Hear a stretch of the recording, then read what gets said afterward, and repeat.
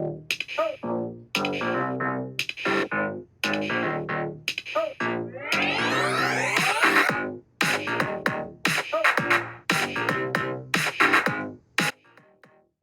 there, beautiful souls. I'm Colleen Lockoff.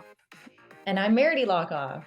And welcome to Spiritual Sisters with Sass, the podcast where two sisters with a passion for spirituality and a touch of sass come together to explore the exciting world of self-improvement. That's right, Colleen. We embarked on this incredible journey together, diving into different self-improvement techniques, yoga practices, and a whole array of life experiences. Yeah, and through it all, we've managed to create lives that are abundant, happy, and constantly evolving. It's been a wild ride, hasn't it, Meredy? You bet, sis. We've got two very different perspectives on life, but that's what makes this podcast so special. I'm all about diving in head first into life's adventures and embracing every challenge with a bit of sass. While Colleen here, she's got her own unique approach. Yep, that's me. And I'm all about the yoga, mindfulness, and finding my zen. And together we make the perfect balance. So whether you're looking for some wisdom, a few laughs, or just some heartfelt stories, you're in the right place. We're here to share our personal experiences and insights with you, all while exploring the wild and diverse world of self-improvement. So grab your headphones and get ready for a fantastic journey with us. Spiritual Sisters with Sass is here to uplift, inspire, and keep it real. Thanks for tuning in, lovely listeners. Let's dive in. Spirit and sass. Here we go.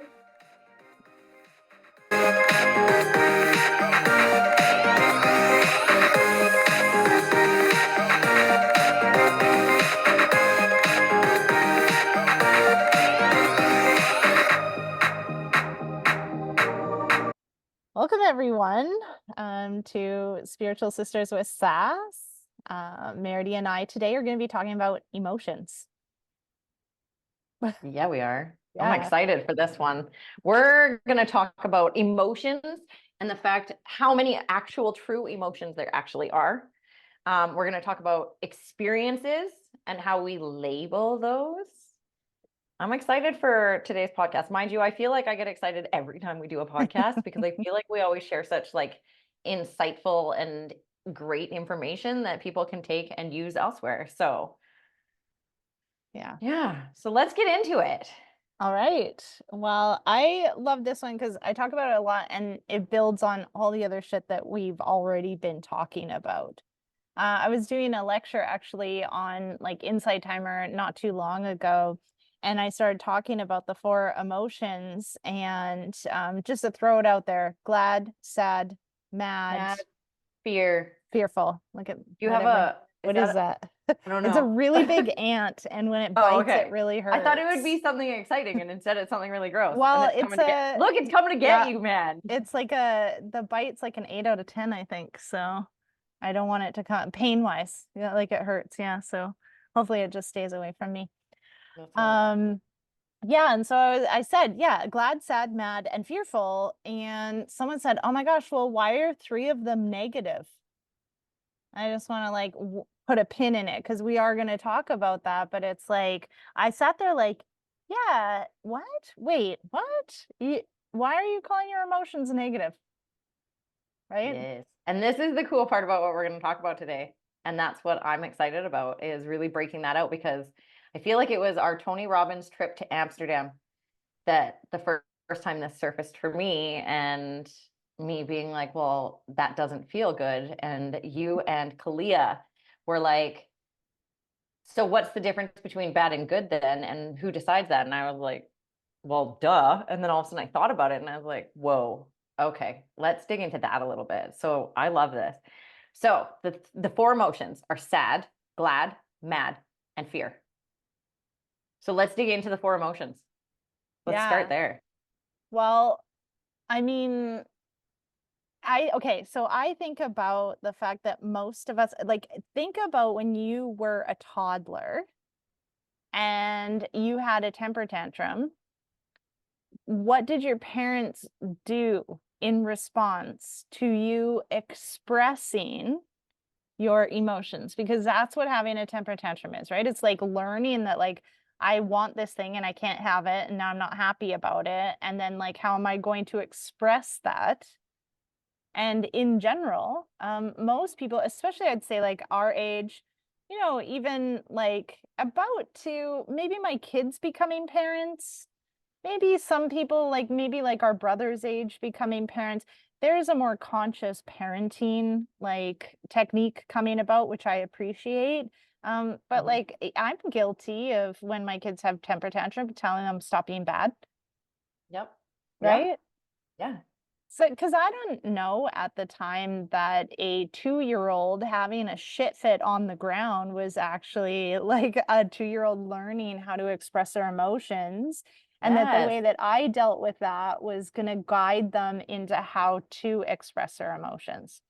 So Yes. I'm super guilty I am as uh, well. of unconscious I feel like parenting. every parent is probably like in that exact space of stop acting like an asshole because that's not how you get what you want. Only we're learning, one, that's not how we get what we want. Two, this is how I'm feeling. And three, sometimes it's okay because even as adults, we want to go have that fucking temper tantrum. And sometimes it's good to go have that fucking temper tantrum. The catch is, where is it appropriate to have that temper tantrum? Right?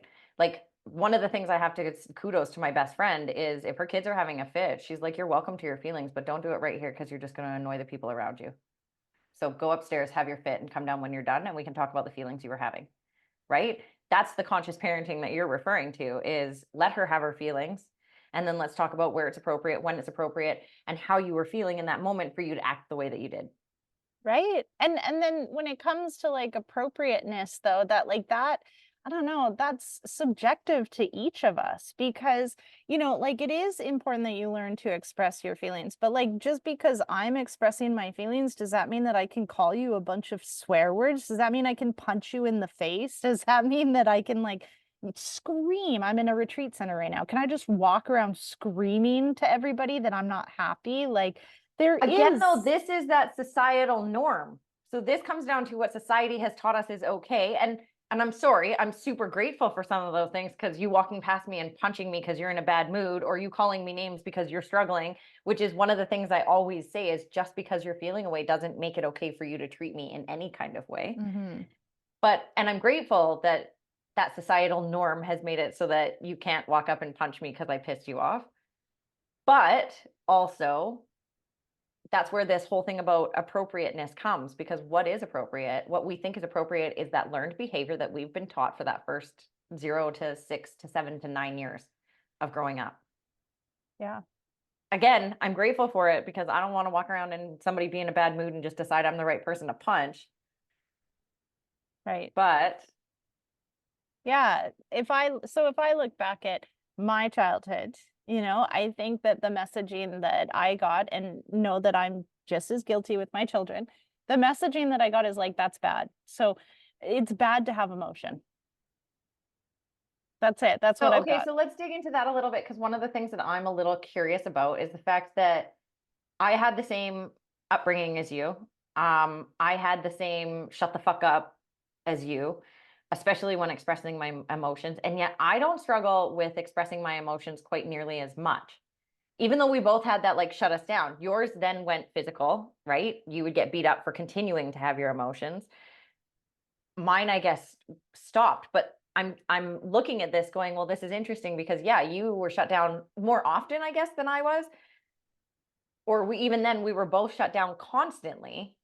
But within that, we were in Amsterdam. It's interesting that Amsterdam keeps coming up for this, because we were in Amsterdam and we were doing something. A lady cut in front of me. Do you remember this?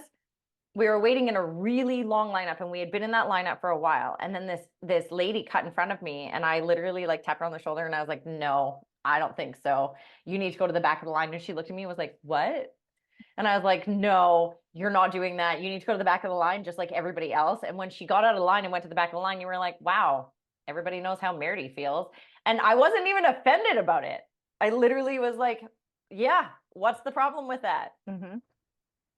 I Mm-hmm. wasn't a total bitch to her. I wasn't rude. I guess in some ways you might consider what I said rude or whatever. I literally just said how I felt in that moment. Yeah. I think that we're also taught we're taught like we have a Canadian culture, right? Which in itself is quite interesting because Canadians, I don't think have been around to have that much of a culture. It's very multicultural. Yeah. And so as a Canadian, I know like I need to apologize a lot and Yep. don't be rude. And what that's translated to me for like to me is people pleasing, is not saying how I feel, not calling someone out for cutting in front of me, because that would be rude. And so, you say we had the same upbringing, but we've talked about several times about like how that same upbringing felt completely different to each of And us. how the narration is different. Yeah. So for my experience of the situation for you is like one of the things that we know is like if you cried really quick, people would just back off, right? Yep. And Yep. my experience was I'm not gonna cry. I think Yeah. that's No matter why, how hard you try, you won't get the better of me in this yes. situation.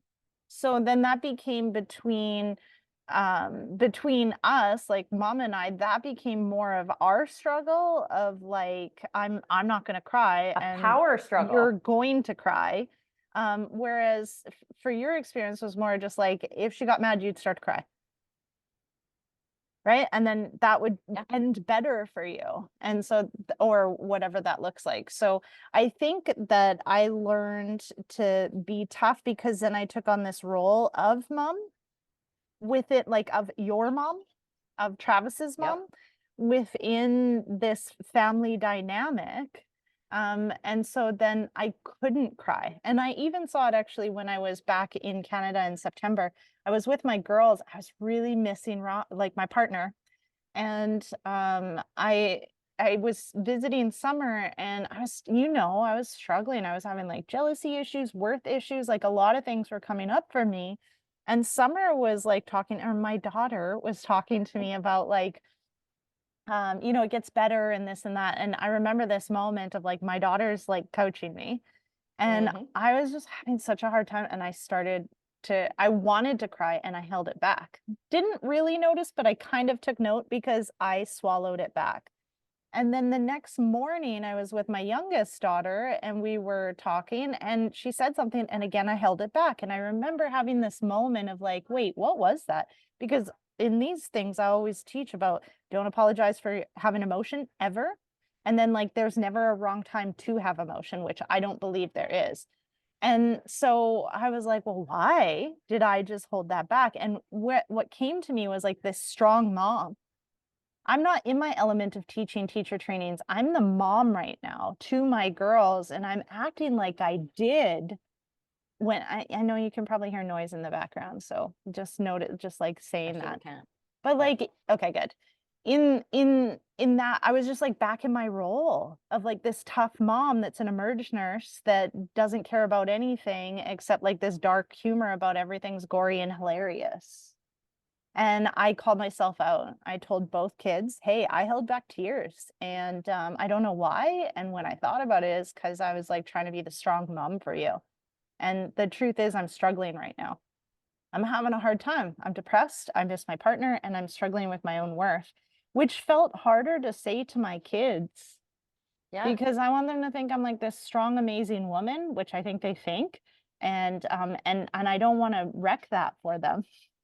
To see Yeah. that their mom's this wimpy, whiny, like, and see, even hear my I was descriptor. just going to say, And but the words that you're yeah, using to describe that too, you would never use those words, I don't think, to describe me. no, I'm not wimpy and whiny. You would call me vulnerable, exposed, yeah, authentic. emotional. And Yeah, instead it's wimpy, whiny, yada, yada, yeah, yada. And like, and for my kids, that's also been a thing for me is because I am vulnerable and I expose myself on here. I expose myself on my lives. I expose myself everywhere. One reason that I've done that, and one of the reasons I've chosen that behavior is also, yes, it had to do with childhood for sure. But what I've seen is that if I am brutally honest with you and I open up in those ways, people have a significantly harder time coming at you hard and mean and nasty when you're saying, hey, your words are hurting me right now. Hey, the way that this is going doesn't feel good for me right now. Instead of meeting the energy that you're bringing with yeah, more of that, because I see all you see is this. like this fist to fist hammering each other with that hard energy. Whereas I noticed if I come in with an open hand, that fist doesn't come at me anymore. Now I'm getting this more gentle, okay, hey, I'm trying to keep myself calm because I'm frustrated or I'm angry or I'm these things. And let's get back into that with the four emotions: frustrated, angry, all of those things. That's mad. And more often than not, we cover up that major emotion, we cover up with something else.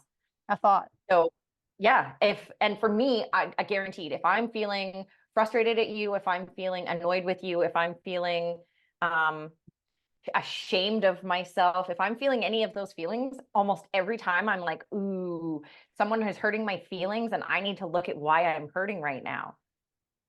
And again, that's a reflection of me, not of the person that I'm talking to. Yes, they may have said something that hurt my feelings, and sometimes that person is saying something to intentionally hurt your feelings. But if I can stop myself and look at it and be like, hey, why am I having this feeling? More often than not, and in that moment, if I say, wow, that hurts, or oh my God, ouch, someone isn't going to keep coming at you with that hard, nasty energy. Suddenly they're coming at you with, oh my God, I'm sorry, I didn't mean to hurt you. Or, oh my God, shit, I hurt you and I kind of meant to, and I'm sorry for that behavior. Let's talk about this further. Yeah. And a lot of these feelings, so I hear this all the time, is like, that makes me. You and I talk about this because I'm like the word Nazi, right? I'm always like, what are you saying?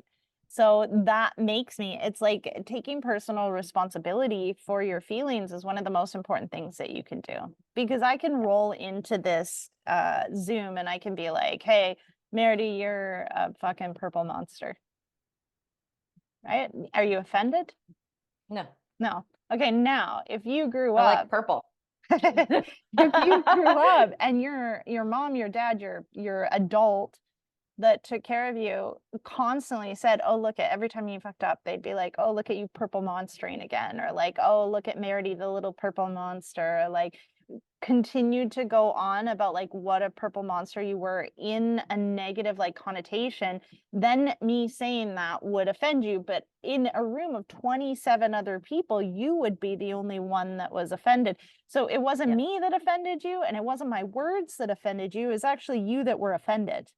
Yes. Right? Because there's a part of you that I'm like picking at.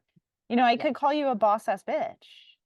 And you can take that in a way like, you're right, I am. Or if someone called you a bitch all the time, and then I use that word and I'm using it in a positive way, you could still take offense to the fact that I just called you a bitch. Called me a bitch. Right? Avoiding the boss ass part of it Right. and only hearing the other part. Yes. So that starts to become a space where we can say, instead of you made me feel, it's I feel. It's taking responsibility for your feelings. And by taking responsibility for your feelings is the moment where you get to acknowledge and actually feel them. So like the idea in the personal development world is like, you're a kid and then something happens. Like you, I don't know, you spend a bunch of time coloring a picture for 3 hours and you make sure none of the crayons go out of the lines, you know, and you're so proud of it. And you go take it to your mom and you're like, oh, look what I made you, or your dad, and they're busy. And they're like, oh yeah, thanks. And then they just kind of like throw it off to the side. And then there's a story like we were talking about last week, the ego, I'm not good enough. That means nothing. All my hard work means nothing to these people. Yep. So then, and they're like, yeah, like go stop being a bother. There's a reaction that happens right there in that moment that creates a story. And now the subconscious story is going to draw in more to prove that to be right to you. So every time you are in a situation, you probably will end up being the bother. And then, you know, you're 43 years old and I'm sitting here, I'm like, hey, you're being a bother. That's gonna upset you because it's not just a reaction to this time of you and I talking, but that first time that you didn't express, hey, I don't like that. How am I being a bother? Please explain to me how not to be a bother, right? Like, because you're 3.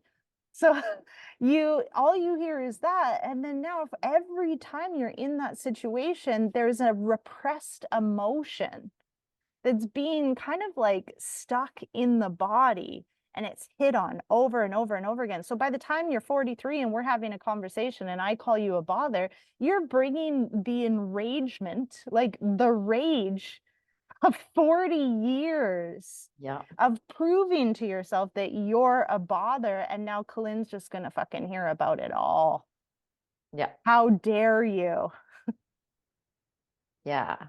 definitely. And it's so interesting how like each of us have our own thing because again, that purple monster. So for me, it means nothing, but if that was what it was referred to when we were children, that purple monster suddenly does matter.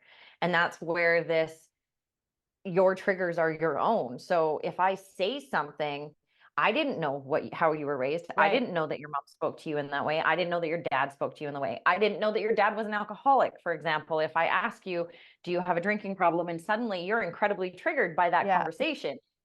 I didn't know. All I did was ask a question. Right. So knowing that these things can trigger ourselves and then owning that is also taking personal responsibility. Wow, I heard you say something and I therefore felt, Yeah. Yeah. right? And it makes it so that it's interesting because, again, let's go back to the 4 emotions because glad is a pretty clear one. We know that glad is what we call the good emotion. Yeah. It's the one that we say feels good. It's the one that we're willing to sit in. It's the one that we can refer to as pleasure. It's the one we can refer to as the fun one. But now what I'm doing is labeling an emotion. Yes. And Okay. no, but let's look at this before you even move on. I know where you're going. And let's just say that we handled every emotion the same way we handled happiness or glad or joy. Because if I'm so funny, right? So I say a joke right now, we both laugh. I'm thinking about a time that like my partner's dad died. My mom came to the funeral. She sat at the head table and she goes, "Oh my God, what am I doing here?" And my partner at the time made some joke and he's like, "Fuck them if they can't take a joke or something." And he literally like grabbed a fly out of the air and shook it up and then like threw it. It was fucking hilarious, anyways. And we all started to laugh. We're at the head table at the funeral of this guy's dad, and he does this funny joke and we all laugh, right? Of course everybody's like, ah, that's Why are you inappropriate. laughing? Yeah. Yet when it comes to that emotion, we tend to express it in some way in the moment. Even if I say a joke and like let's just say same situation but not so obvious, we would be like, right? Like there would be an acknowledgement of that feeling in our body. And what happens when that happens is that we acknowledge it and we move through it. Emotion, energy in motion. So if it's not in motion and we stuff it in our body, where does it go? Which we're going to talk about. But like with the emotion of joy, glad, happy, sad, or happy, whatever you want to say in that, the terms of that feeling, we acknowledge and express it immediately. And in order to heal it, you have to feel it. Let's say Yes. that we treated it the way that we treat other ones. And like you tell a joke and I hold it in because it's inappropriate to laugh. We keep going. I hold it in. I hold it in. I hold it in. There's someone says something funny on the radio. I hold it in. I get home. I bump into my partner. And then I'm just like,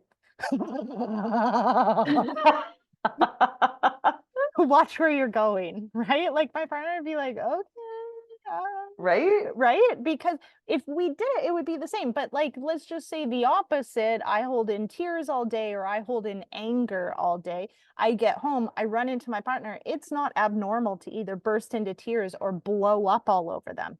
This is just normal life, right? This is what we do. Yeah. We hurt the ones that we love. We love the most. But imagine that you were expressing it just as it came up. There'd be nothing left to explode into when you bumped into your partner or they bumped into you. So this is why I think we tend to label that one as good and positive because we feel it all the time. And we express it immediately. Yeah. And then anytime we feel negative, say sad, we don't immediately cry. We have that hold back. We have that keeping it in, and then it sits in your chest or your stomach or wherever it is that you hold your feelings.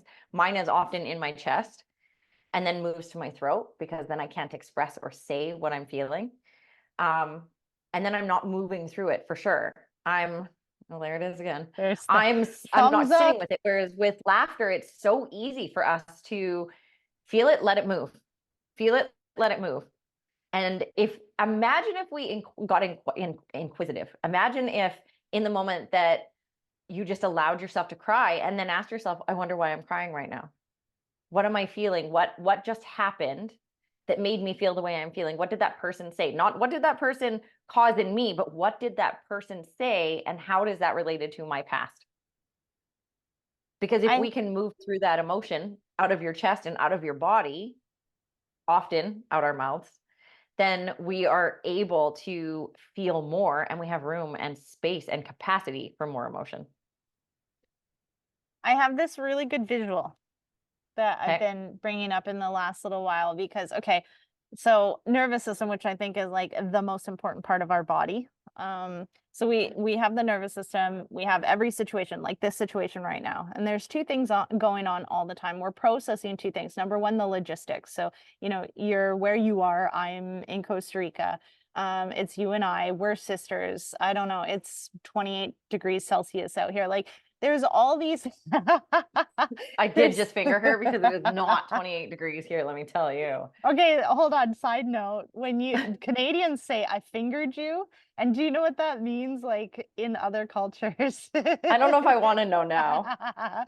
So what it is like you gave me the finger, which I'm like, well, that's just the same thing. But anyways, in Canada, we say fingered as a way of like flipping the bird or giving somebody the middle finger.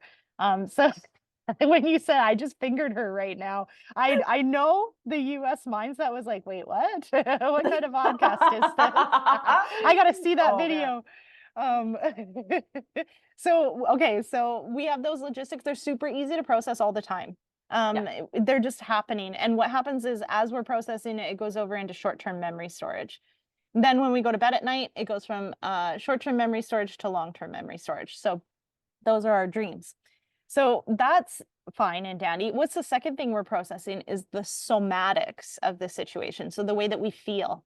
Now, when we're in fight or flight, we can't process the somatics because the idea is that's not energy efficient. If I'm dying, do I have time to stop and think about like, how do I feel about this? No, I need to save Yeah. my life and I can think about it later. Yeah. So a majority of us are in a state of chronic fight or flight, right? We're in a stress response on a regular basis. Believe it or not, this is why we have so many chronic ailments and stuff. So Yeah. most of us aren't processing our emotions. So in my head, I have this visual, and I used to fish a lot when I was younger, right? When with my dad, and my grandpa, and all that stuff. And one of the things that when you pull a fish out of the ocean or even the lake, one thing that they have are these little sea lice. And the sea lice are like these clear little things that attach to the fish. And I remember I used to fuck around with them all the time. And I imagine our unprocessed emotions as sea lice that kind of cling all around our body. Have you ever gone to a yoga class and the teacher says, you hold your emotions in your hips? All the time. Yeah, bullshit. Anyways, we hold emotions in our whole entire body, not Everywhere. just our hips. Yeah. So, and that's our fascial system. The fascial system is innervated. So there's 6 times more neurons coming to the fascial system than anywhere else other than the skin. So the idea is that our body mind that's always talked about in yoga and all these other ideas is actually our fascial system. It's a second nervous system. And guess where those sea lice are clinging to? Our fascial system.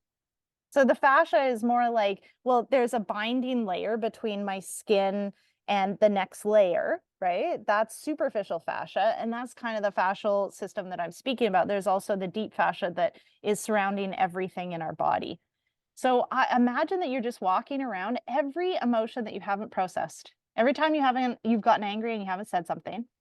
Every time you swallowed back your tears, every time you held back, every time you were fearful and like, oh, this is bad, took a pill, anxiety, panic attacks, anytime, that's a sea lice. And just imagine like at some point, I mean, I'm 44. I'm pretty sure there's probably like my fascial system that is my fascial system. It's just sea I mean, lice and let's talk about even in unprocessed just one emotion. day, the amount of stress that some of us go Yeah. through or process or don't process. Or don't process.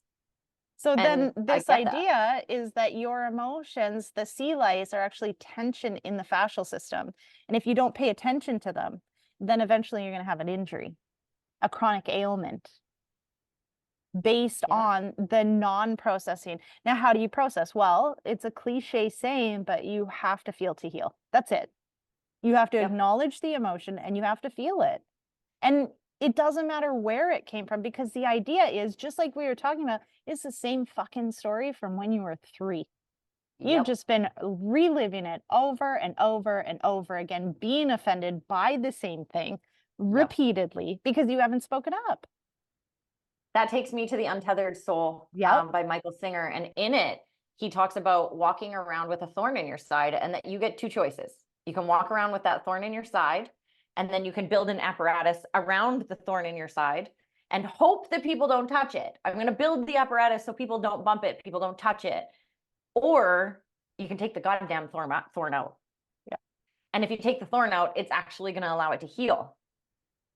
So feeling the feelings so that you can heal that is going to be like the biggest part of the process. I got to tell you that the more you build that apparatus, because I'm the queen of the apparatus. I used to be. I shouldn't say I am anymore. I used to be the queen of the apparatus. And if you got too close to it, I would shove you away. I would kick you out. I would remove you from my life. That being said, I still have my ways of coping, but my apparatus seemed to get bigger and bigger, and it would make it hard to walk through a door. You know, it would make it hard to have anybody in my life because I didn't want to welcome anyone in because you might hit it because everyone else did. Right. And instead of suffering with that any longer, I finally was like, you know what?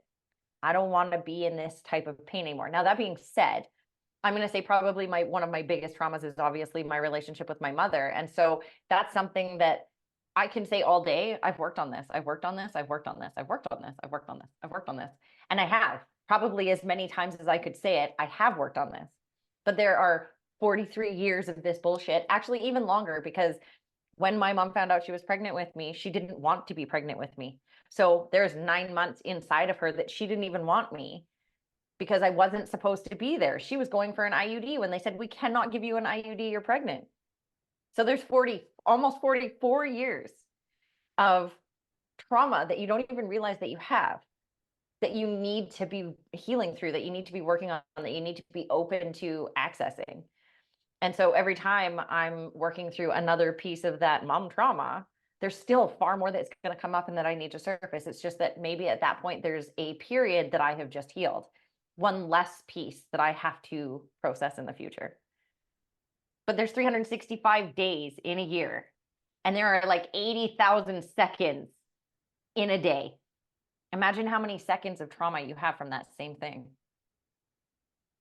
And that's the piece where you were talking about, like, the way that we can hide it, and then we can move back into like the negative thing that you were talking about, is like, once we have the opportunity to feel or heal, we often don't, and we don't even know, because unconsciously we're taught that emotions are bad and we don't want to feel them. So, Mhm. like, for example, I live in Costa Rica and I'm not with my kids. And so one of the things that I will think when I start to feel in my chest something, I will immediately move to a thought of guilt. I'm a bad mom. I'm guilty, right? And other people will tell me this too. Like, how can you live so far away from your own children? And so then I'll sit in that, like, I'm such a bad mom. Like, I feel so fucking guilty. Like, my poor kids. What am I doing? I'm thinking. I'm up here instead of in here. And the opportunity right here is to be like, okay, Colin, me living in Costa Rica has nothing to do with if I'm a good mom or a bad mom. Yep. What's the truth? The truth is I'm a mom and I live in Costa Rica. Another Yep. piece is my kids live in, not in Costa Rica. Yes. So, And that's also pulling and being objective, which means not having emotion within right. the thought.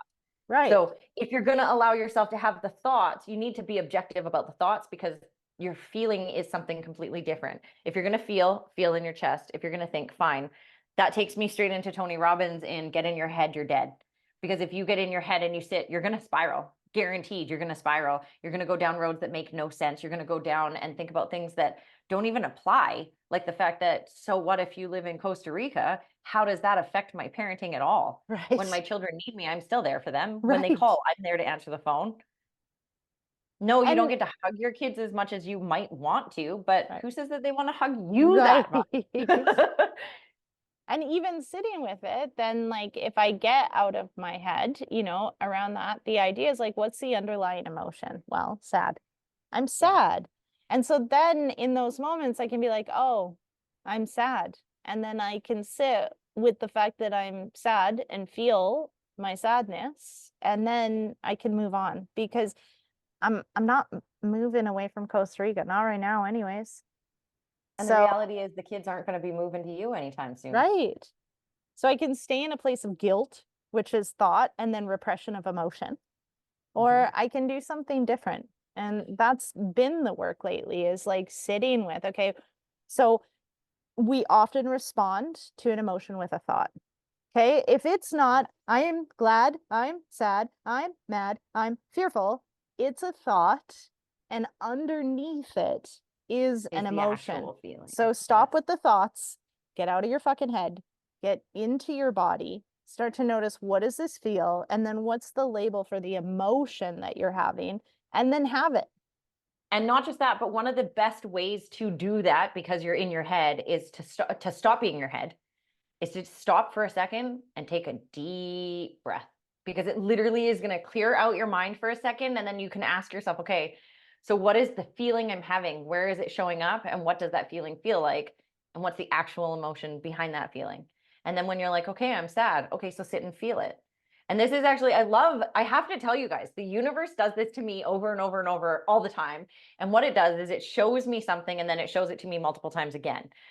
So one of my friends is struggling right now.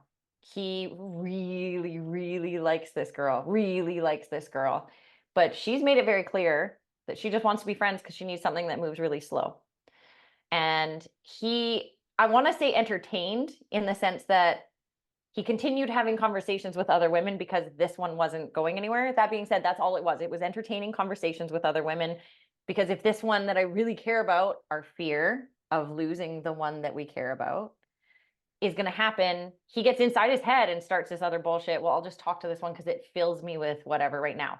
This also comes into our New Year's resolutions in the sense that, we have this idea that I'm going to do all these great things. And now I've got 10 things that are way too overwhelming for me to even accomplish one of. So instead, people go for the instant gratification. What's going to feel good right now? What if we actually stopped for a second and planned for the long term? The reason that you and I have the lives we have is because we don't go for that instant gratification. Yeah, I could, but what's the long-term outcome of that instant gratification? So that's a conversation that him and I had. And this was a few weeks ago. Well, if you did entertain this, because they were just starting to talk at that point, if you continue to entertain this, where do you think it's going to go? Which is why he stopped fully entertaining that, but was still caught up in the instant gratification of, but I also still need to feel good.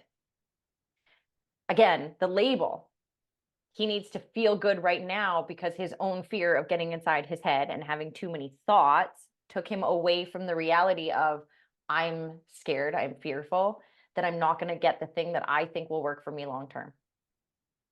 So this situation is such a perfect example of how we will make choices in stupid things.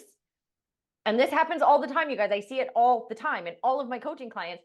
Well, I'm going to do this. Well, how is that going to serve your long-term goal? Because your long-term goal is over here and your instant gratification is actually going to make you go 10 steps backwards. So what are you doing? What's the more important thing? For me, small, consistent steps. Those are going to be the things that lead me to my long-term goal. And yes, sometimes my small, consistent steps give me instant gratification, but not very often. It's the same as going to the gym. Are you going to walk in the gym, have a workout, which, yeah, feels good, but walk out and be like, shit, I still feel fat, and be like, I'm never going back again? No, going to the gym is this long-term outcome, this big overall goal. You can't get it in 1 month, in 1 week. You need to do it over the long term. So sitting in your feeling and finding out that that instant gratification really isn't going to give you the answer you're looking for. Yeah, and the other thing that I hear you saying is like that instant gratification is also based on somebody else. So it's Yes. bypassing self-love, Yes. looking to somebody else to fill you up, Yeah. right? This one situation isn't working for him, and so he needs to pull from somebody else to Instead of from feel himself. good instead of Yes. just like pay some attention to self and feel good from self. Yes.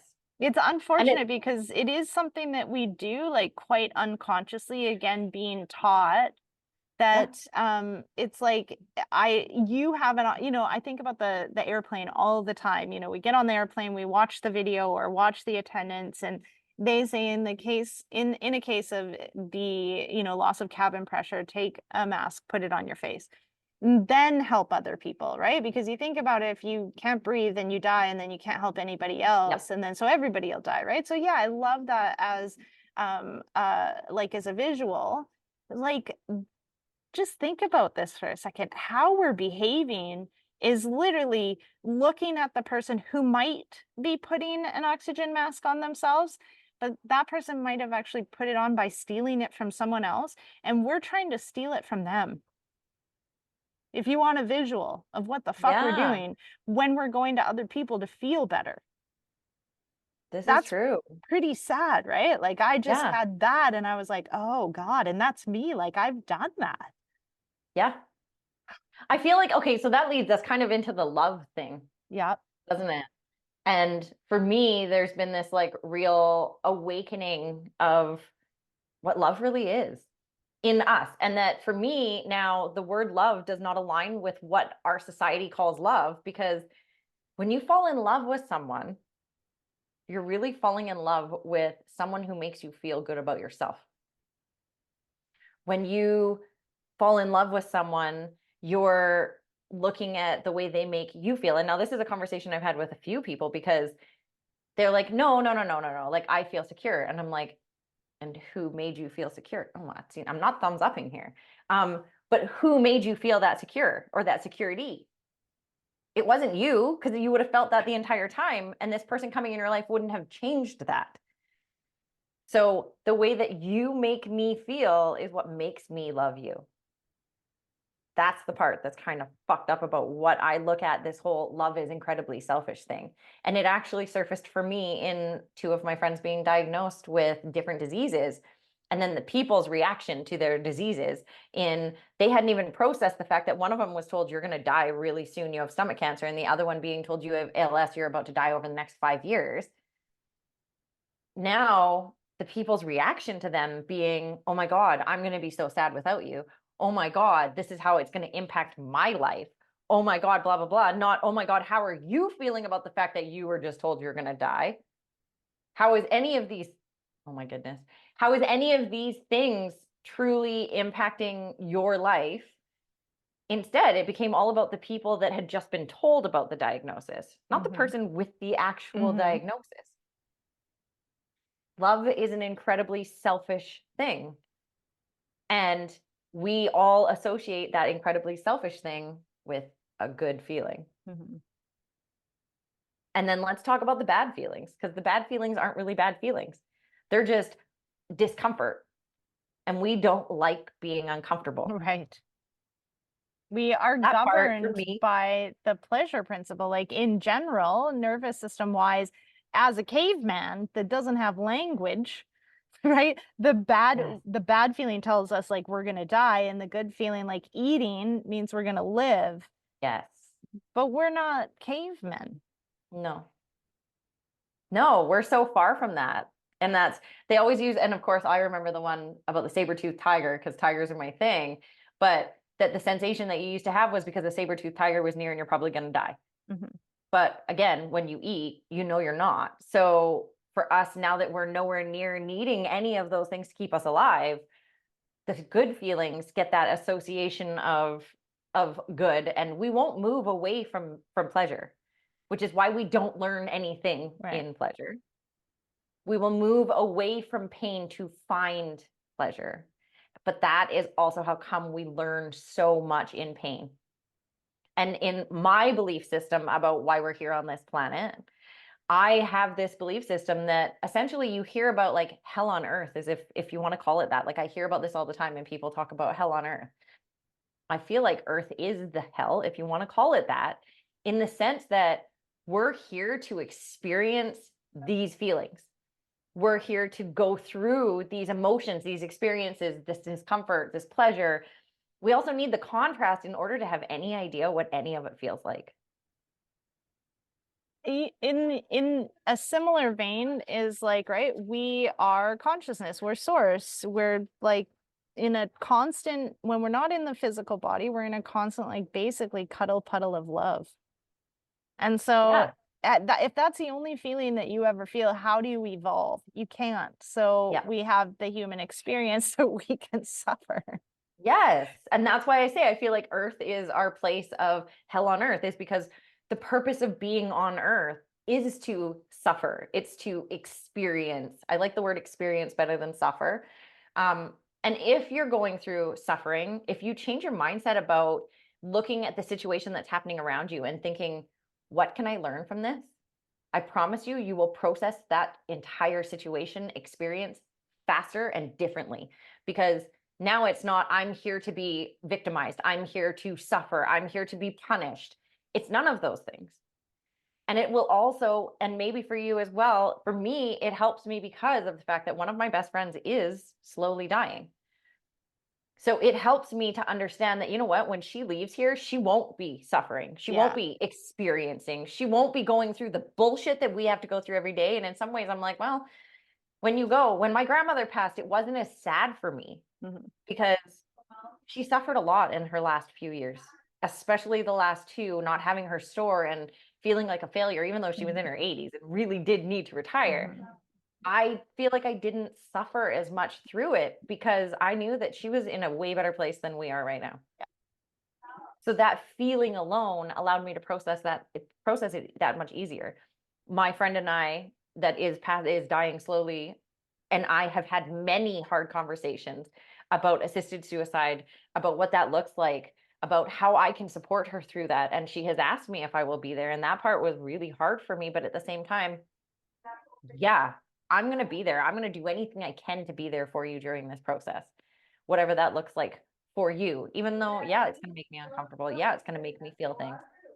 But for me, the two biggest things that help me move through this life without feeling that I'm a victim, or that life is here to get me, because I know a lot of us get that sensation of, well, why is it every time things good happen, I start falling apart? Or why is my life so great and then all of a sudden I get hammered?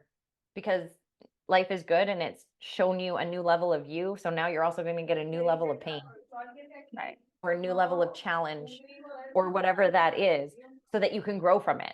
So if you have a mindset of, I'm learning from this, rather than life is so hard on me, suddenly you're going to have an easier time processing through the uncomfortable feelings and not feeling like a victim. Also, for me, if I'm in victim mode, I have zero power to change what's happening around me. Yeah. And if I have no power, then I sit pouting for a really long time. The saying is like, life is happening for you, not to you. Yeah. And when we look at it, like if we look at just imagine yourself as like some invisible weird skeleton, right? Suit. And that suit is full of sea lice. And the sea lice are attached all over you because 44, right? And Yeah. so the idea here is that, like, in front of me, let's just say, is because I work with people all the time, and I get to have people like blame me for all their issues and tell me what a bitch I am on sometimes a regular basis. Yeah. And it takes a lot for me to sit in a place of like, oh, this is, like their trauma that they're kind of spewing on me. So the idea is like, if I do get upset about something, that there's an opportunity for me to grow. Like if somebody tells me that I think I'm better than them. This is one I've heard a lot, even you and I have had that conversation of like, you think you're better than me. In fact, my partner and I had a fight like last week, and he said to me, I'm not your Spanish teacher. Don't treat me like the help. And I'm like, there it is again. Like I could be upset because I don't think of my partner as the help. Like that thought would never come across. And as I've said to you, and I've said to many other people, like inside of me, that there's not this thought that's like, I'm so much better than all of you pieces of shit. In No, fact, it's the opposite. the complete opposite. I'm such Yeah. a piece of shit. So for people to like feel this way, so he says this and I get really upset. I feel freaking upset. The idea is that like, well, clearly his stuff is being hit on too, but we want this isn't a podcast about him. So I sit Yet. with it and I right. I sit with it and I think, okay, well, first of all, first and foremost, that's his. And there's more to that, but I won't bring it up. And then I say, but like also I've heard this If a I'm lot feeling and I'm anything, it's really, also mine. yes, I'm really upset Yeah. that that's what he would think and that then his response was so angry and that upset me. So his response, he told me, I don't want to talk to you right now after he got really mad at me. And then he said, I don't want to talk to you right now. So what happened to me was I went in trauma response because I'm used to this silent treatment behavior. Yeah. And that is something that it's something I have trouble handling. And so I felt immediately I'm being punished by my partner, which pisses Yeah. me off, right? And so what's happening here is that like what's going on is picking at the sea lice. Like it's reminding me, hey, I'm here. Right there, bitch. Do you want to keep like do you want to add to it or do you want to deal with it? So it takes some time because I also can't process it in the moment because I'm in a trauma response. As soon as we get into trauma response, we don't think clearly, we don't Right. act clearly, and we're not ourselves. So I We are go, acting like a 3-year-old kid essentially in yes, that that's moment. it. My mom's Yeah. mad at me and she's not talking to me. What am I supposed to do? So Yes. I'm in the place, we are in the places right now, which I'm so grateful for. I went and did my workout, came back, had my shower, and then we were talking. Now I still see like I sat with it all day. We had Christmas and I was so upset and he was like, "Hey, we're okay. We're okay. Like it's okay. I'm not mad." Because I said, "I'm sorry. I didn't mean to do that, blah blah blah." We're talking like days. It takes me days to speak up for myself. And so the next day we're driving home and I'm like, okay, can I ask like a couple favors? First and foremost, like if I talk that way, could you just like tell me in the moment, like you're using that tone again?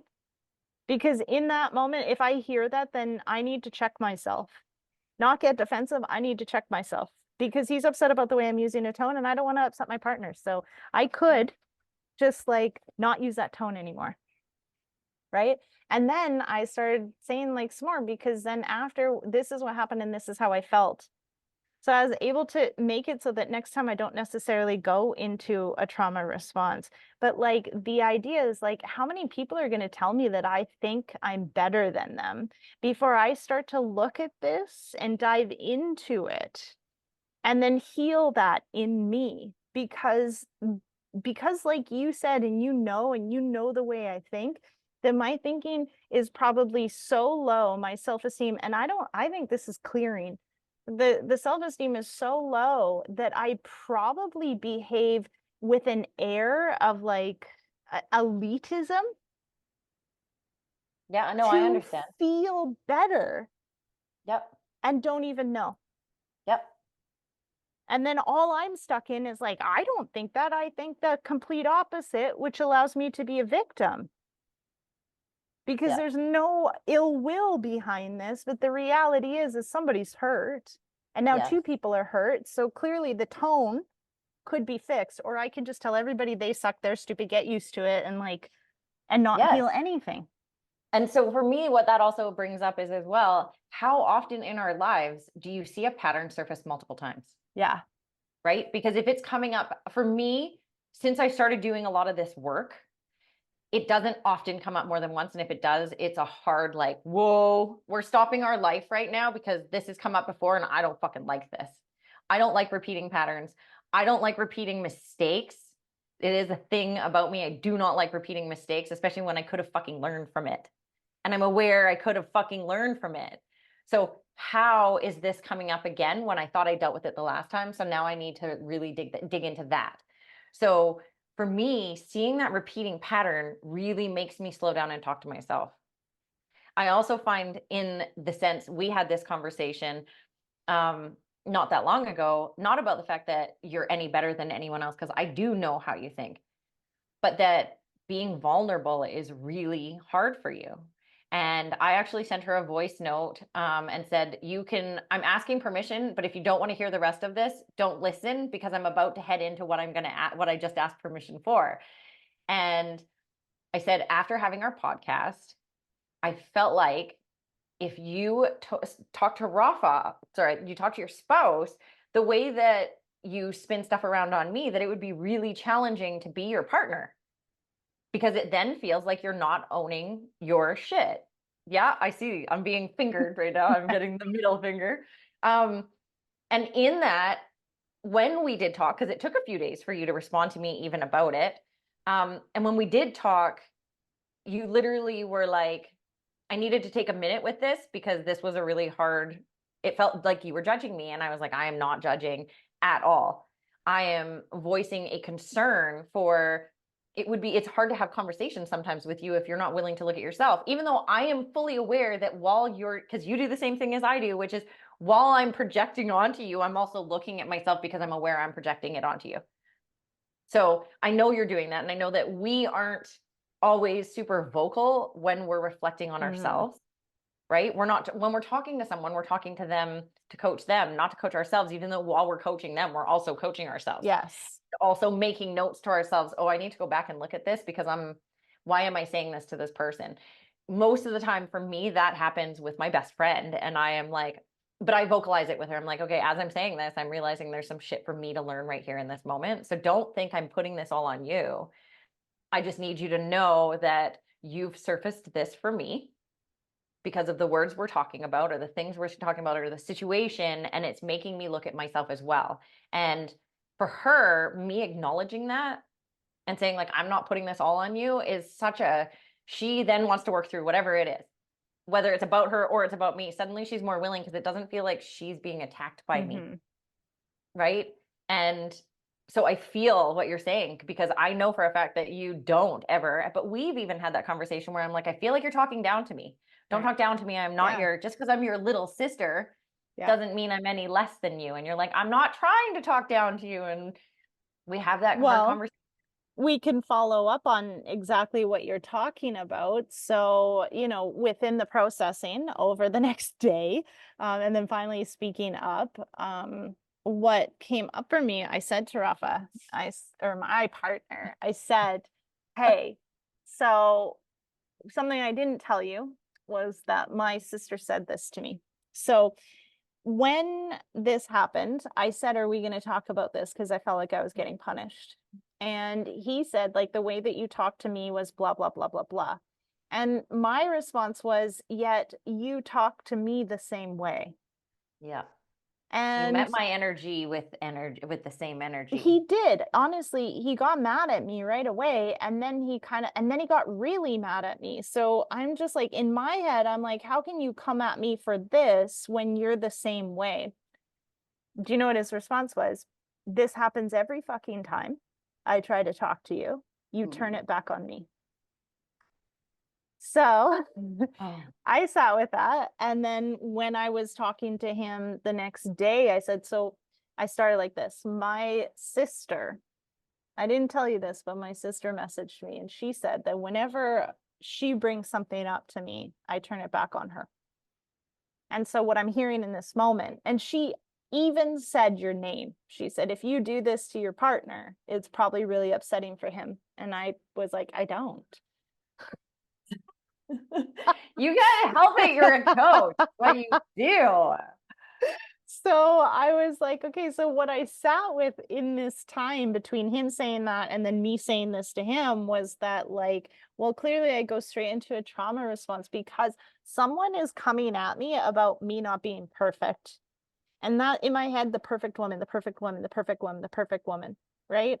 So immediately, I think this is what I came up with, is I turn it without even being aware onto the person. so that they don't look at me, but rather will hopefully look at themselves, which is funny because most people don't look at themselves. Nope. Right? So Yep. it's kind of interesting that that's what I would do, because that would immediately put someone in the defense. But here I am just trying to defend myself, just trying to live, just trying to have you love me. So I said, I don't mean to do that. I want to own this. Here's what I'm saying also is like, I was a certain way and then you were that way back to me. And so I feel like it negates it because you're giving me shit for a behavior that you have as well. And I left it there. I didn't go any further. He didn't say anything about it, but it's not up to me to point out to him all the things that are wrong with him or whatever. Yep. So full circle, I wanted to share that with you because it came up when you were saying that it happened and I was open in the moment to like see it happen and just Work heal through it. it. And I think using that is like, listen, Meredith said this, and I just noticed that this just happened between us was a really great way for him also not to come into defense when I was trying to come up with a new solution rather than him Yep. just shitting on me and me shitting on him and us being in a crappy relationship. Well, and the hardest thing to do is to get vulnerable the minute you feel hurt. Because the minute you feel hurt by someone, the answer that you want to have with them is like just a big fuck you. I'm not feeling anything, especially my trauma is immediately, I'm cutting you out. I'm done with this. You can fuck off. And I feel like that one of our podcasts coming up, we should really dig into the attachment styles because there's some great lessons to learn on the attachment styles. But I really feel like in those moments, that's the hardest time to stay true to what you've said you want because now you're in defense. But also in the moment, that's when change happens. Right. The hardest moment. So when we're struggling and you call me out on my bullshit, I'm not sure if you've noticed, but I've done a ton of work on myself around the fact that when you call me out, I might even take a second, but then I'm immediately opening myself up to allow you to come at me instead of getting defensive. Tell me how you're seeing this because I'm open to hearing it. It doesn't mean you're going to convince me. It doesn't mean I'm going to change my stance on it, but I'm open to you telling me what it is you see that I'm doing. And I'm going to take that feedback and I'm going to decide if I'm going to apply that feedback in any way whatsoever. Because I may choose that what you're saying is a big fat fuck you and I don't care. But I may also see it. And more often than not, I see it and go, oh shit, yeah. Okay, I see. I see how I do that thing. And then I ask myself how I can change that thing. I feel like that's the best we can do anyways. Yeah. But I think that's a good place to stop, don't you? Me too. Okay. Well, thank everybody. Thank you guys all for joining us today. I know I appreciate that you all want to listen to us have these intense conversations. I know there's some people that are incredibly triggered and want no part of it. But the reason that we do it is for that reason. Yeah. So that you can feel triggered and then you can hear what we have to say and maybe do some work on yourself. Because doing the work on myself has been the best thing I've ever done in my life and it's changed who I am and it's made me love myself. The hardest and the most rewarding. Yes. Yeah. Yeah. All right. So thank you everybody and have a great day. We'll see you next week. Definitely.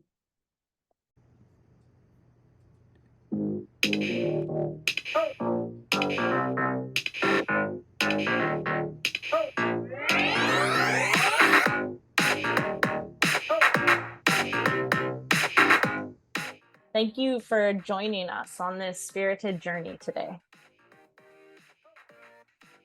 We hope you enjoyed diving into the world of self-improvement with us. Two sisters who found their own unique paths.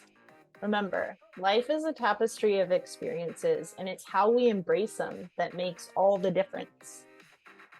So whether you're on your yoga mat, exploring mindfulness, or simply navigating life's twists and turns, always keep that spirit and sass alive.